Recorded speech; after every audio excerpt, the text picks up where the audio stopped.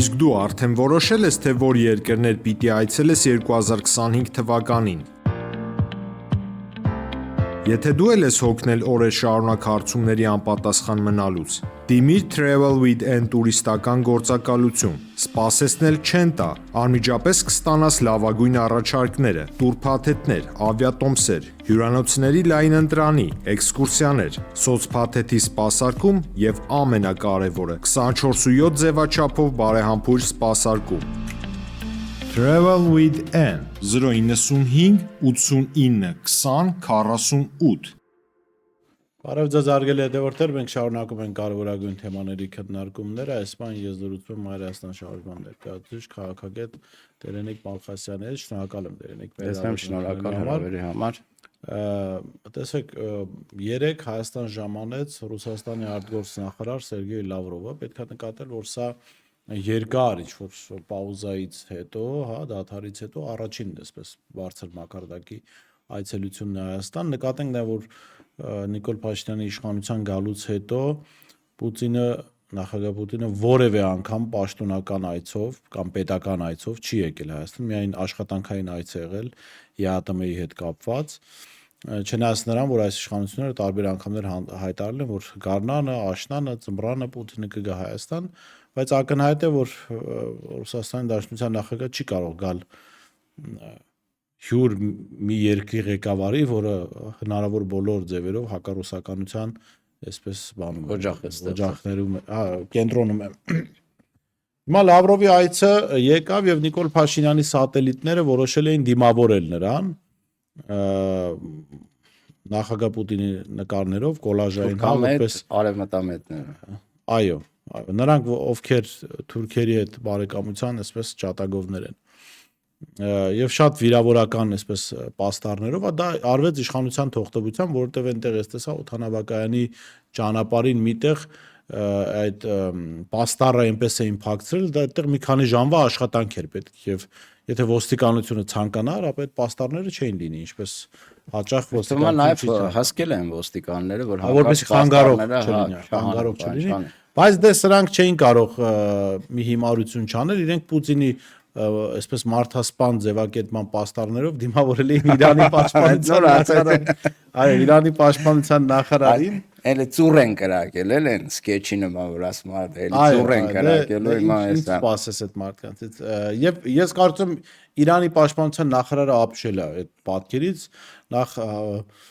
հասկացել է, որ այստեղ հիմնավորապես ինչ-որ ապուշների գործունեություն է ծավալված, եւ երկրորդը երևի դժվար է պատկերել իրեն ինչ են Պուտինի նկարով դիմավորում, լավ։ Այս ինչ ուղերձ կա սրա, լավ, ցանկացած մանա գալիս։ Այո, ցանկացած Բարսաշյան պաշտոնյա այս կամ այն դրվագում կարող է ուղերձ տալ։ Հիմա գնացել Իրանում երևի քննարկում են, թե ախպեր լավ, մեզ ինչ են Պուտինի նկարով դիմավորել։ Այո, Բորիս, տեսեք ինչ հետաքրքիր իրավիճակ ստեղծվեց մայիսի 9-ին Նիկոլ Փաշինյանը գնաց Մոսկվա, այդ հրապարակային նվաստացումներին զուգահեռ սկսեց հակառուսական շատ ուժեղ հակաքարոզչություն, այսինքն թարմացրեց հայտնի Արծրուն Հովհաննիսյանի ելույթը, որին դա նույնիսկ արձագանքեց դեսպանը Ռուսաստանի Հայաստանում, եւ հիմա Լավրովն է գալիս, դրան զուգահեռ գալիս է նաեւ նշեցիք Իրանի պաշտպանության նախարարը, այսինքն ինչ որ կարևոր իրադարձություն է մեզ սպասվում կամ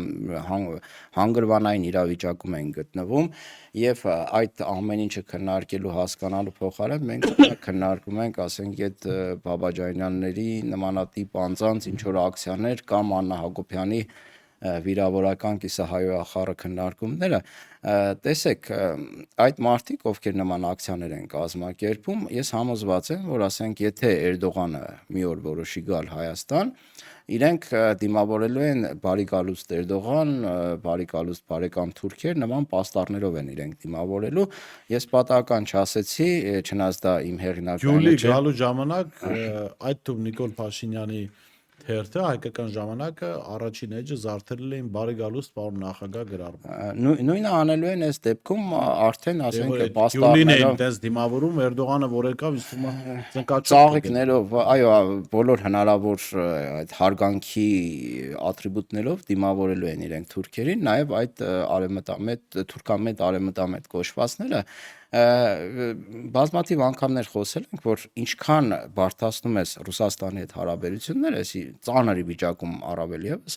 այդքան դու հայտնվում ես ավելի ծանր վիճակում։ Նորմալ տրամաբանությունը հուշում է, որ հիմա մենք պետք է դաշնակիցներ փնտրենք, փորձենք լեզու գտնել այն պետությունների հետ, որոնց հետ փչացրել ենք մեր հարաբերությունները, փորձենք հասկանալ, թե այս կատաստրոֆայի տակից եկեք մեր բանաձևի շեղենք։ Եթե առաջնորդվում ենք հայկական շահով։ Հա, եթե ֆիքսել ենք, որ այս մարտիկ հայկական շահի հետ կապ չունեն։ Եվս մեկ անգամ այդ թեորիան փաստացի ապացուցում ենք, հա։ Հիմա եթե այդտեղ դնում ես թուրքական շահ, այս թուրքական շահը ինչ է ասում, ասում ինչքան վատացնում ես քո հարաբերություն Հայաստանի բարակայում քո դաշնակցի հետ, ինչքան չես ստեղծում նոր դաշնակցային հարաբերություններ, ինչպես խոստանում էին մեզ, հա, Եվրոպայի կամ Միացյալ Նահանգների հետ, այդքան հայտնվում ես որփի կարգավիճակում, թափառաշրջիկի կարգավիճակում, իսկ ինչպես հայտնի առածն է ասում որփի գլուխը ով ուզենա կխուզի, չէ։ Հիմա թուրքերը որոշել են, ասենք Նիկոլ Փաշինյանի գլուխը խուզել եւ դրա համար նրան դրթում են արարքների կամ ինքնակամ է անում, չգիտեմ, արդեն էական էլ չի, ինքնակամ է անում դրթում են, որpիսի միայնակի կարգավիճակում, որփի կարգավիճակում հայտնվի իր հետ նաեւ Հայաստանը ու ինչ ուզենան անեն։ Եվ իմիջիալոց այդ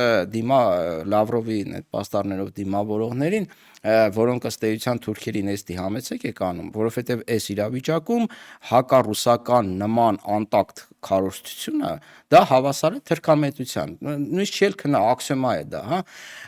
իրենք թուրքերին էստի համեցեք են անում, բայց ես իրենց ուզում եմ հիասթափեցնել, որովհետև այն օրը երկու օր առաջ մի հատ պաշտոնական էլի փաստաթուղթ էի կարդում բանի Բեկզադյանի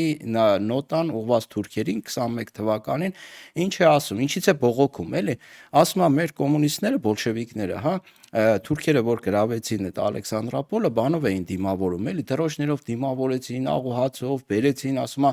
տեղավորեցին 11 հոգու անուն է տալիս, ասում է, հենց այդ մարտիկ թուրքական զորքերին բերին տեղավորին այս ինչ գյուղում,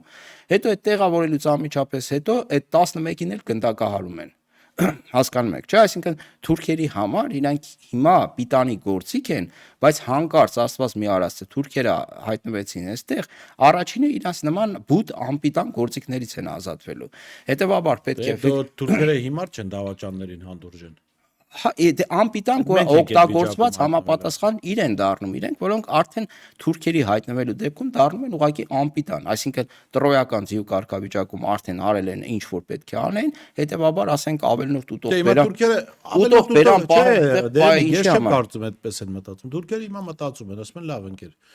այս մարդիկ դավաճանել են այն ժողովրդին, որի ներկայացուցիչն են իրենք, այսինքն ծագումով հայեր հայաստանցի թուրքերին աշկերը փակ դավաճան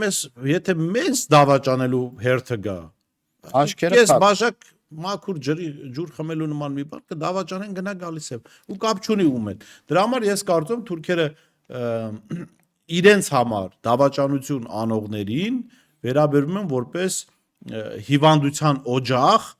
իրենց որին պետքա ոչնչացնել իրենց նպատակին ու ամենուր են այդպես վերաբերվում ուղղակի չգիտեմ Հայաստանում ինչու է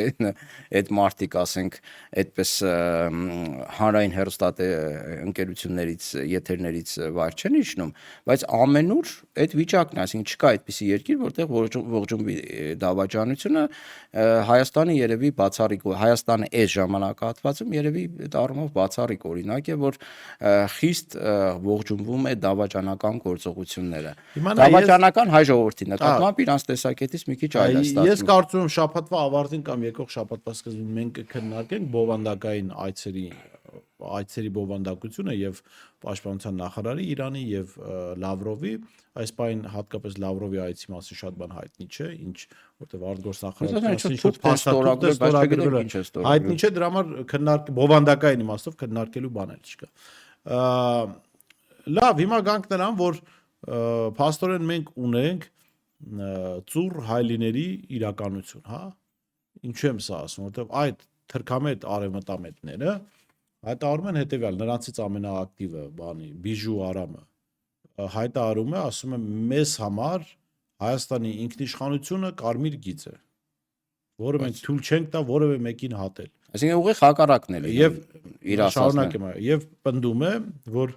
ինքնիշխանության համար իրենք պատրաստ են նաեւ ուժ կիրառել։ Մասիվի դեպքերը վկա։ Այդ դեպքի ֆոնին, ու սա մարդը, որը հայտարարում է, որ ուժ են պատրաստ կիրառել մի դեպքում, որ իր եղբորը սպանել են, հետո իր եղբորը արձանապղծողների, հովանավորների հետ իշխանություն է կիսել, այդքան հավատալու չի, բայց հարցը ինչումն է, որ այս մարդը, ինչու եմ ասում, շուրջ տված հայլիների, հա, ծուռ հայլիների թագավորություն են դարձել։ Այս մարդը պաստորեն Հայաստանը դեպի Եվրամիություն տանող նախաձեռնության համահիմնադիր է։ Եվրամիությունը վերպետական կառույց է, վերազգային կառույց է, այսինքն շատ գործառույթներ պետությունները դելեգացնում են Եվրամիությանը, երբ որ անդամակցում են այդ պետությանը։ Անվտանգային առումով նվազեցում է նշանակում, այո։ Անվտանգության առումով հիմնական մասը, գերակշռ մասը ՆԱՏՕ-ի անդամ են դառնում, այսինքն պատերազմ վարելու կամ պաշտպանվելու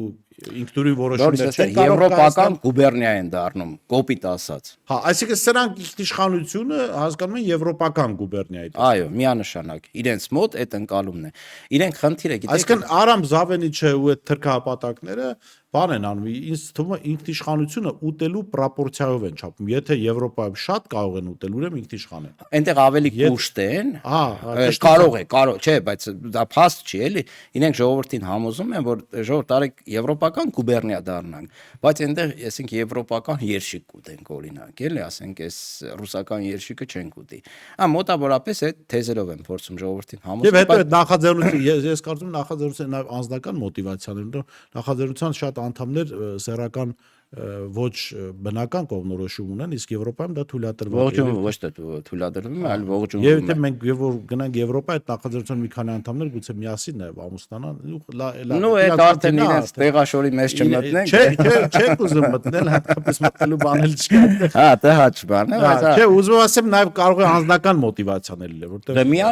միանշանակ, ասենք։ Որտեղ ես չեմ կարծում, այնտեղ հայ ժողովրդի շահին առնչող, ասենք հիմա Արամ Զավենիչը քննարկում, ասենք հիմա ինչ իր գործարանում ինչ որ արտադրված բան, այդ բանը ինչի գործարանում է։ Ցեմենտին արդեն իրենց չի։ Հա, ծախել են արդեն։ Ինչ որ գիրի։ Բայց իմիջիայլոց մի բան հարցնեմ, էլի։ Այս ապօրինի գույքի հետ կապված այս շուլխը որ անում է իշխանությունը, Արամ Զավենիչին գնացել հարցրել են, օրինակ, ասենք, քեզ որտեղից, ասենք, այդ ցեմենտի գործարանը, մյուս բիզնեսները։ Ինչ է աշխատել, ասենք, Արամ Զավենի Սարգսյանը իր ամբողջ կյանքի ընթացքում 6 ամիս վարչապետ երևի, չէ՞։ Ու ուրիշ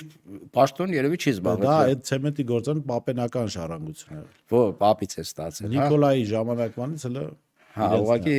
սովետներն են կառուցել։ Օրինակ հետաքրքիր է, թող գնա մի հատ հարց տան, էլի, Արամ Զավենի, քեզ որտեղից էս գույքը, ապօրինի ծագումի թե չէ։ Եթե նորմալ պետություն ունենային, ընդ որում նորմալ պետություն նաև նախկին նախագաների կգնային Արամ Զավենիչին կասին օրինակ խոսակցություններ են շրջանառում վկայություններ կան, որ ձեր ընտանիքը շվեյցարական բանկում 5-600 միլիոն դոլար գումար ունի։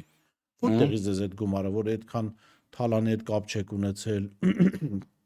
ամբողջ կյանքը փաստորեն տարապել բիզնեսով եք զբաղվել, հա։ Չէ, ուղղակի հետաքրքիր է, օրինակ, ասենք Արամ Զավենի Սարգսյանը իր ամբողջ կյանքի ընթացքում ինչով է զբաղվել, որ այդքան հարստություն ունի։ Ախր դենեք, արի մենք բանաձևեր ենք, չէ՞ մտածում մեր քննարկումների ժամանակ։ Հիմա մի բանաձևը տվեցինք նախորդ քննարկումներից, որ հանում ես հայկական շահը, սրանց գործողությունը տրամաբանական։ Միանշան։ Հիմա այդ մասիվի դեպքից հետո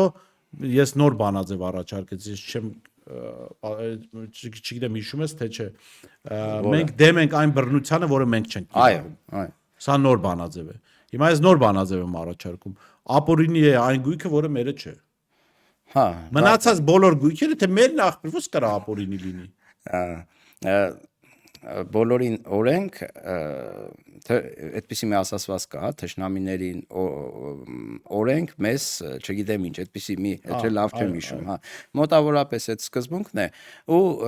Զավենիչը ոչ միայն խնդիր ունի, հա, այդ ապօրինի գույքի հետ կապված, նաև, ասենք ինքը իրեն դիրքավորել է Եվրոպա մեծ արևմտյան արժեքներ ու այդ ինչ որ ջոկատ ունի, հա, ասենք այդ բաբաջանյան բան, չգիտեմ իրար հետ են ինձ համար էական չի էլի իրար հետ ինչ են անում, ինչ հարաբերություն այդ գույքերն են իրար, դա մեզ էական չի։ Ասենք իրենք փաստացի քարոզում են նաև բռնության մշակույթը այդ բոլորով հանդերձ, հա։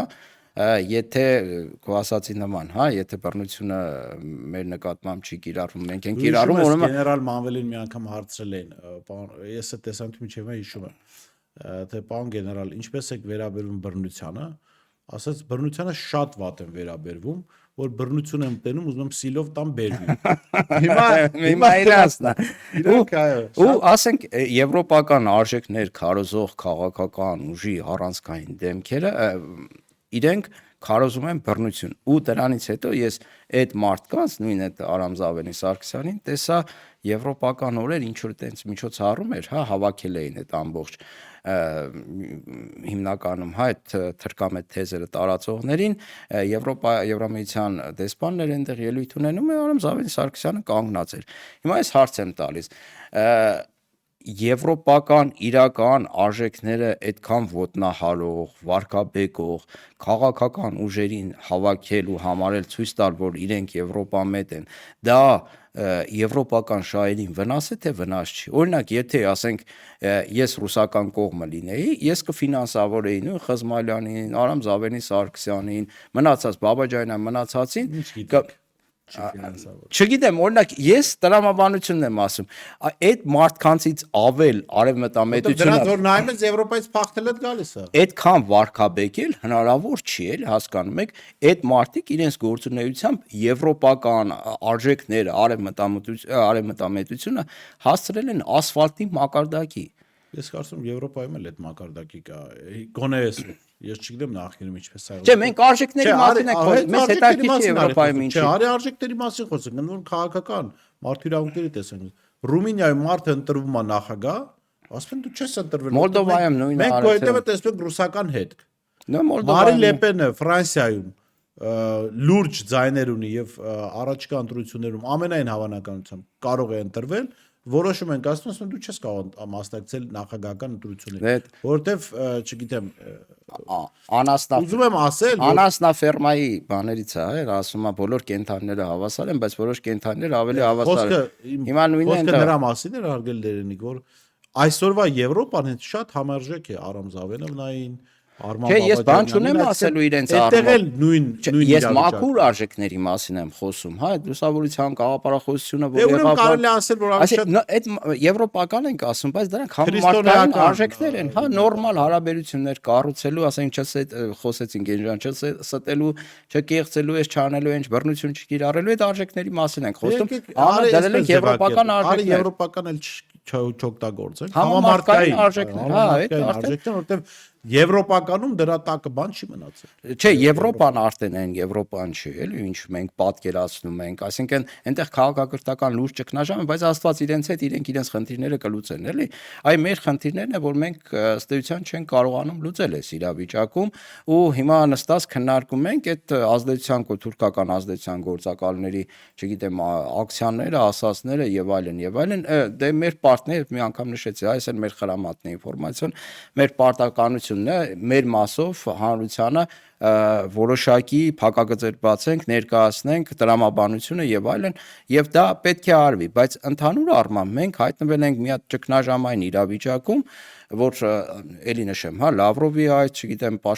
Իրանի պաշտպանության նախարարի այցը դա նշանակում ինչ որ բան է կատարվում, հետո կքննարկենք, հասկանանք, բայց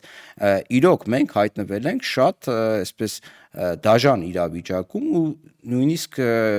շատերը չեն կարողանում այս ամեն ինչից ելք առաջարկել։ Երենիկ պետք է ասել, որ այո, մենք ստիպված ենք, բայց պիտի քննարկենք։ Ինչու՞։ Որովհետև ցավոք սրտի այդ հիմնական հարթակները հանրությանը տեղեկատվություն հասցնելու արևմուտքի ձեռքին են եւ արևմուտքը ունի այստեղ պարոն Խաչիկյանն էր նաեւ բացահայտել, որ այս տարիներին $2 միլիարդ է ծախսվել կարծիք ձևավորողների ստեղծման, աճեցման, հասարակական կազմակերպությունների եւ այլն առումով եւ երբ որ իրենք խոսում են բաներ, այսինքն ես երեք նայում եմ արևմտյան այդ հարթակներից մեկում, ասենք ոչ մի բան հասարակության համար որպես որևէ բան ստեղծողի եթե նայեք, հա, ասենք խոսում է ամենածայրաստիճան հիմարությունը եւ դա մի քանի ժամում նայում է գրեթե 100,000 Ես այդ չեմ հասկանում, ինձ թվում է դա ինչ որ մի բան արվում է։ Ես էլ անկեղծ չեմ հասկանում, որովհետեւ որովհետև ես բնական չեմ համարում այդ տարածվածությունը, բայց տարածվում է, չէ, բայց անկեղծ ասեմ, կարծում եմ ինչ որ տեխնոլոգիաներ կիրառվում են, բայց ոչ թե թվերն են աճեցվում, այլ հաստվում են մարդկանց, մարդիկ իրականում նայում են դա։ Այսինքն ցանցը բավականին զարգացած է, այո, շատ ամուր եւ տարածված ցանց կա։ Այդ հասարակական կազմակերպություններ, որ ֆինանսավորել են, այդքան մարդիկ այնտեղ աշխատում են։ Եվ չմոռանանք YouTube-ը, Facebook-ը դրանք արևմտյան հարթակներ են։ Այստեղ մի բան պատմեմ, 13 թվականին, լավ անուններ չեմ տա, երբ Սերժ Սարգսյանը հանկարծակի հայտարարեց, որ գնում է մաքսային միություն, Եվրոմիության հետ ասոցիացիան համաձայնագիրը չի ստորագրելու, Միացյալ Նահանգների դեսպանատնից կատաղել էին, ասել էին այդքան փող ենք տալիս, հիմա այսպիսի բանը տեղի ունենում, ինչու փողոցներում մարդ չկա ու հանձնարարել էին, որ ում իրենք ֆինանսավորում են տարբեր տեղերից, հա, գնան նախագահականի մոտ ցույց անել։ Ու այդ կազմակերպության արդյունքում, չգիտեմ, մոտ 1000 հոգի, նույնիսկ ավելի քիչ հայտնվել էին, տեսել էին, որ մարդ չկա ըստ էության, հա, այնտեղ իրենց այն տիպի էր, որ իրենց աշխատողներին էին հանում այնտեղ ուղարկում, էլի, հաշվապայից բռնած, որ մարդաքանակը ապահովի, այնտեղ տեսել էին, ասել էին, եղբայր, այդքան փող ենք ծախսել, ասենք մի 1000 հոգի մարդ չեք կարողանում դուրս հանել, հա, այստեղից։ Ու լուրջ խնդիր էր առաջացել իրենց մոտ, հաշվետվություն էին պահանջել եւ այլն, հիմա նույնը այդտեղ է, հա, ասենք եթե իրենք ինչ որ մի գործի փորձում են պրոմոտ անել, ասենք տարածել, ասենք այդ մարդու հարցազրույցը տալիս են, սկսում են ցրել այդ ամեն ինչը, ասենք տարբեր հարթակներով, այդ ՀԿ-ներ, աշխատողներ եւ այլն։ Բայց Գյումրու ընտրությունները ցույց տվեցին, որ դա չի նշանակում, որ իրենց ընտրելու են։ Այո, 100,000։ այսինքն եթե մի մարդու նայում են 100,000 հոգի, դա չի նշանակում, որ դրա կեսը կոնե այդ մարդուն ձայն կտա։ Գյումրու ընտրություններով ըստ էության այդ Եվրոպա մետությունը, չգիտեմ, այդ արևմտա մետությունը ըստ ջախջախվեց։ Եղբայրական գերեզմանոց Այսինքն Գյումրիում գյումրեցիներով եղբայրական գերեզմանոց կառուցվեց։ Գյումրիում տեղի ունեցավ թրքամետ արևմտամետների հուղարկավորությունը։ Ինքնահողը ինձ թվում է կլինի 26 թվականին պարլամենտական ընտրությունների ժամանակ եւ Եվրոպան եւ Միացյալ Նահանգները, այսինքն Արևմուտքը վերջնականապես խաչ կքաշի այս թայֆի վրա, արևմտամետ կոչվող։ Որում թայֆը պատահաբար չես օգտագործում։ Այն մաֆիոզ հարաբերությունները, որ կան սրանց միջև, ուրեմն ես դու պատմի մի բաներ ես հիշեցի։ Մենք հիմնադրել ենք մի կազմակերպություն, որը արևմտյան այդ պլատֆորմի անդամ էր, սա 14 տարի առաջվա պատմություն եմ ասում, եւ այդ եկավ ժամանակը այդ ԵԱՏՄ-ի անդամակցության դեմ բողոքի ակցիա անելու, բարձվեց, որ այդ պլատֆորմի անդամ շատ կազմակերպություններ կողմ են ԵԱՏՄ-ին, ուղղակի փողեր, որ ստանում են, ինքեր ասեք, ում գրպանը գծակեր այդ ավել փող, հա։ Եվ փողով գործանող, այսինքն գործնական հարաբերություն։ Հարցը ինչու՞մ է։ Այդ մարդիկ, ուրեմն, այդ պլատֆորմը ստանում էր տարեկան մի քանի միլիոն դոլար։ Արևելյան գործընկերության այդ պլատֆորմն է, հա։ Այս բանը անունը չեմ հիշում խոսքով։ Ստանում էր մի քանի միլիոն դոլար։ Եվ գիտես, ինչ մաֆիոզ համակարգով ընդամենը 3-4 կազմակերպություն իրար մեզ բաշխում են։ Այդ 3-4 միլիոն դոլարը մի 2 ամսում մսխում էին։ Այո։ Ընդ որում այդ կառավարման խորհուրդը ձևավորվածել մաֆիոզ տրամաբանությամբ, խնամից, այսինքն ես կարծում եմ, որ իշխանության բոլոր իշխանությունները թող ավարտեմ, ճիշտ է։ Հայաստանի իշխանության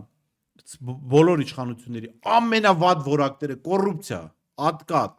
փողերի փոշիացում, մաֆիոզ հարաբերություններ, կառավարման խորհուրդների ընտրակեղծիքներով ձևավորում ես այդտեղ տեսա։ Այսինքն այդ արևմտամետ արժեքներ քարոզող հասարակական կազմակերպություններ։ Որ ասում են ախպեր, բայց այս ոնց որ դուք ասում եք դուք կոռուպցիայի դեմ եք խոսում, ասում եք պետական միջոցների թալանի դեմ ենք խոսում։ Այսինքն ամերիկական միջոցները կարող ենք թալանել։ Այսինքն եվրոպացի հարկատուին կարելի է թալանել,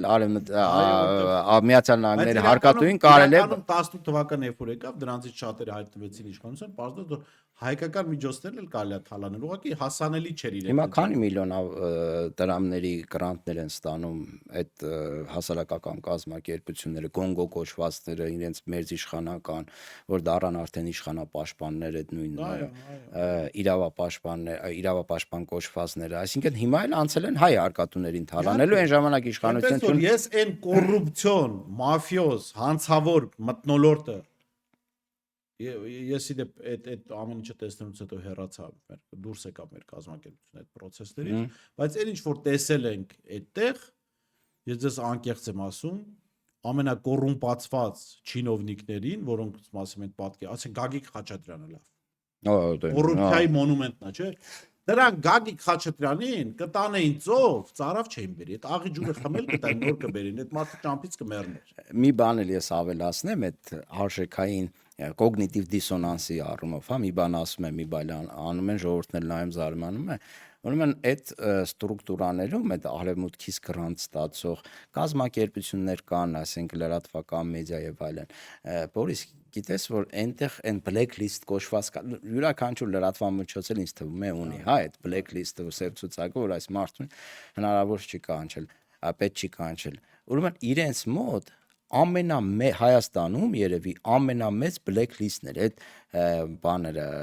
մամուլի ազատություն, խոսքի իրավունք քարոզող այդ թեմայով գրանտ տվող կազմակերպությունների համար։ ISS մարդկանց չի կարելի կանչել, որովհետև իրենք խոսում են, չգիտեմ, ազգային գաղափարներից, ասենք խոսքի օրինակ կողմ են ազգ բանակ այդ կոնցեպցիային եւ այլն։ Այսինքն ես որոշակի շփումներով աշխատանքի վերումով ներքին բանին ծանոթ եմ ու մի 10 տարի առաջ էր երևի, հա, ու շատ լավ գիտեմ, էլի այնտեղ հիմա ասում են, չէ, այս նախկին իշխանությունները, չգիտեմ, մամուլի ազատության դեմ, SNN են, բայց ես այն գրաքննությունը ինչ տեսել եմ այդ ստրուկտուրաներում, դրանք ուղղակի համեմատական եզրեր անգամ չունեն։ Այո, երեսպաշտության իմաստով էլ ուրեմն չգիտեմ, տուտ կարող են դնել, թե չէ, երևի թե կկարողանանք։ Ուրեմն սեռական փոքրամասնությունների կամ սեռաշեղվածների իրավունքներով զբաղվող մեկը մի կոնֆերանսի ժամանակ հանդիպեցի, ասում լավ, այդ ձեր գործն էլ գործ չէ, ինչ ես անում, ում իրավունքն ես, ինչ ես սպասում, թող մարդիկ ուզում են իրաց տանը ինչ ուզում են անել, պետք չի քարոզել, ասեց երևի G7-ով ասեմ, ասեց այդ G7-երի հերնել անի ծծախբեր փող են աշխատում իրանց անունով, ասիկան իրանց անունով թե հետևով, չէ, կոնկրետ իրանց անունից, էլի, փող են աշխատում, այնպես որ ինքը անգամ ուրախ ինքը տխրում էր, որ այդ դրանց նկատմամբ բռնություն չի լինում, որովհետև որ բռնության ինչ որ հրապարակային դեպք լինի, իրանք ավելի շատ փող կստանան։ Ես կարծում եմ այն պրովոկացիաները, որ հաճախ լինում են, բան դրանց անում են փողոց, որ ինչ որ մեկը ծեծի, ինչ որ մեկը վատ խոսք ասի, դա զուտ իրանց գրանտը մեծացնելու, հազորացնելու միջոց է։ Ինչքան բռնությունը շատ, այդքան այդ բանը փողերը շատ, այսինքն հասկանալի է։ Գանք վերջին թեմային երևի թե մեր քննարկման բանին այդ երեսպաշտության մասին խոսեցինք, երեսպաշտություն ուրեմն մարդ, որը հայտարարում է, որ կրթվելը նորաձև է, որ չգիտեմ կանայք պետք է այսպես, այնպես, պարզվեց հայում է մարդկանց ուղղակի, եւ հրապարակային եւ ավելին պարզեց, որ դա իրենց ընտանեկան միջավայրում վաղուց կա։ Խոսքը Աննա Հակոբյանի մասինն է։ Վաղուց կա իրենց ընտանեկան միջավայրում, պարզապես ասեցի մարդն հրապարակային ենք անելու ու բառացեմ ցիտում հայոյանքին պատասխանելու ենք հայոյանքով։ Ես հիմա վախենում եմ, որտեվ դատի օրերը մոտենում է։ Դոգին որ թողեցին, հիմա պատկերացրեք դոգը այնտեղից կահոյի։ Աննա Հակոբյանը այստեղից սեռական բնույթի հայոյանքներ կտա դոգին։ Դա ուղղակի մենք աշխարհով մեկ խայտարակ կլինենք։ Դոգին բռնելը կամ դոգի այս դաշտից դուրս գալը, այս բան արել, հա, մրցակցությունը ակտիվացրել է այս դաշտում հայոյանքների, հա, հայոյանքներով ժողովուրդ շփվելու դժվար դոգին հասնել, չնայած չգիտեմ, էլի կարող է Աննա Հակոբյանի ճանաչողները ինձ ասում են, որ հայոյանքների առումով ինքը կարող է նաև գերազանցել լինել, շատ պրոֆեսիոնալ։ Այնտեղ հրմշտոց է, հա, մրցակցությունը ու ասենք Աննա Հակոբյանը լավ ֆայտ է ներկայացրել այդ դաշտում, ասենք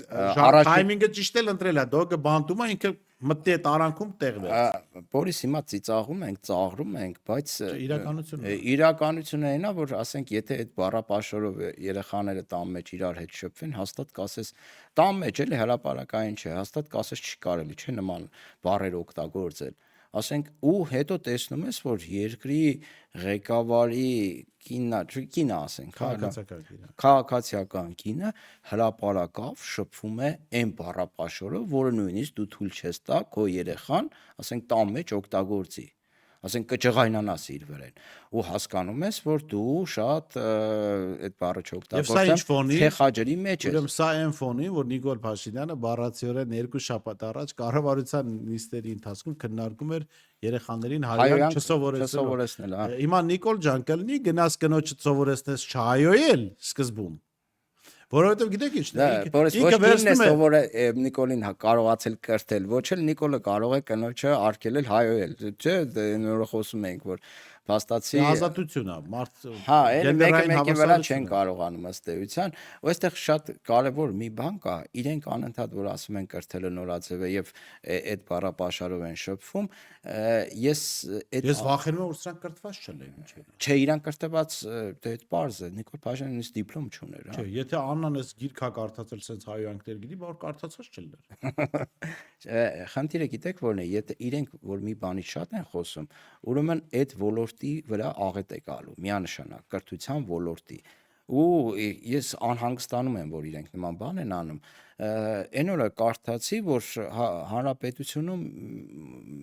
մի քանի 100 դպրոց փակվելու է, 200 կարծեմ, կարող է սխալվեմ թվերի մեջ, վիճակագրությունն էի նայում, օրինակ Շիրակի մարզում մի շարք գյուղերում դպրոցները փակվում են։ Գետկա ամենահին դպրոցներից մեկն ուներ 100 քանի տարվա, էլի, այդ փակում են, մյուս կողքի գյուղի դպրոցը փակում են, այսինքն ասում են, այ 100 աշակերտից ցածր բանի դեպքում փակում ենք դպրոցները։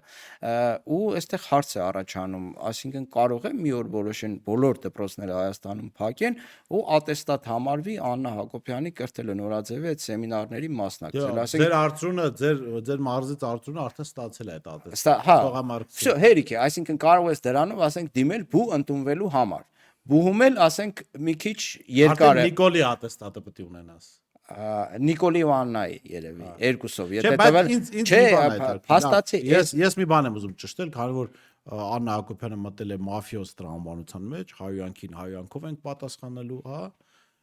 Այդ մարդը ուզում է ուշադրության կենտրոնում հայտնվել։ Գլազ զա գլազ, զուբ զա զուբ վիճակը։ Չէ, թող հիմա արի ճշտենք։ Հիմա կարող է Նիկոլը սա նայի արձակ կամ Աննա, խնդրում եմ որ նայես արձագանքին։ Հիմա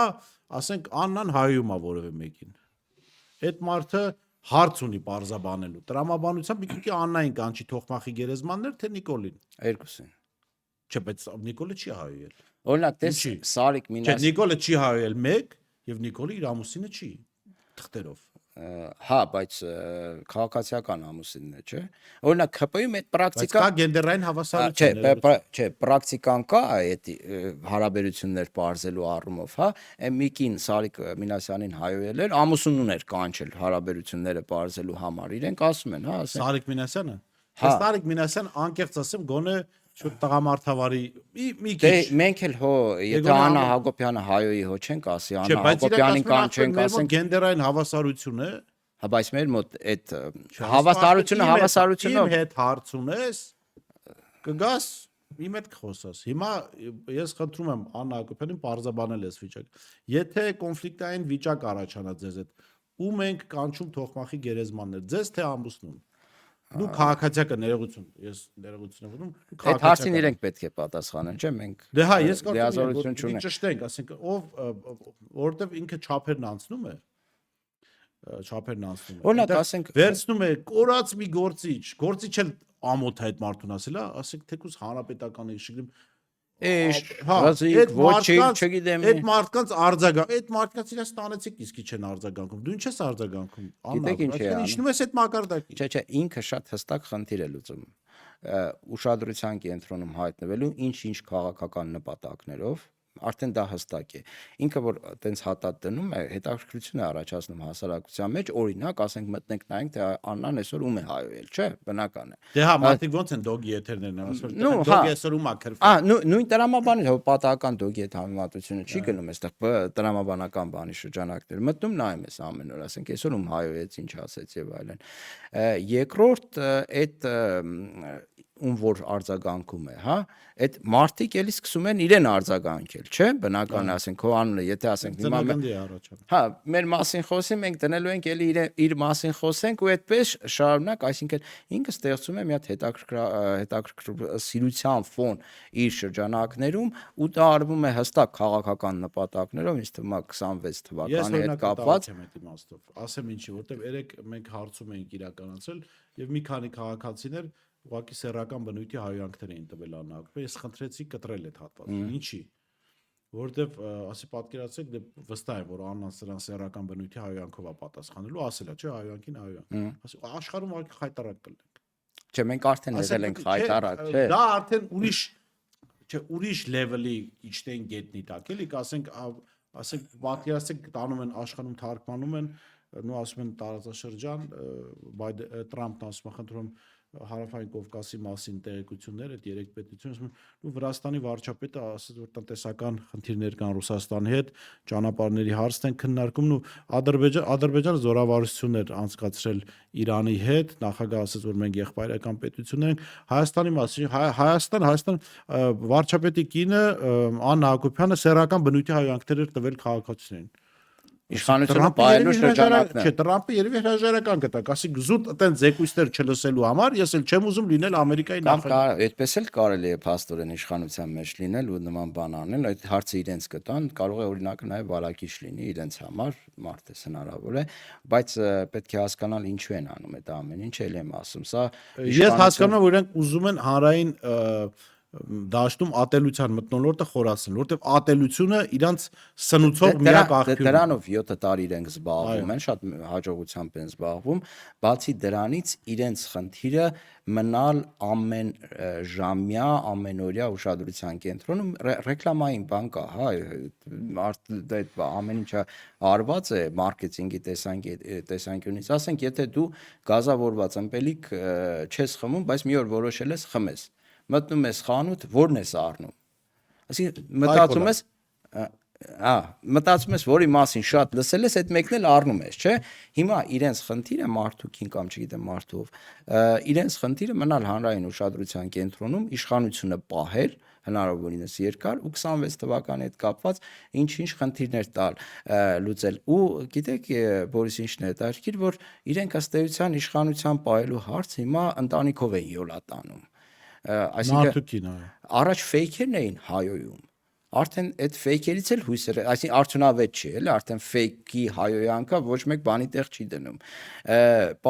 Մի քանի падգամավորներ ունեն, որ իրենց սինխրոն հայոյում են, իրենց հետ սինխրոն հայոյում են ինչ որ իշխանությանը քննադատողներին ու այդքանով է մնացել։ Ընտանիքում մի քանի падգամավորներ։ Այսինքն այն անեկդոտի նման,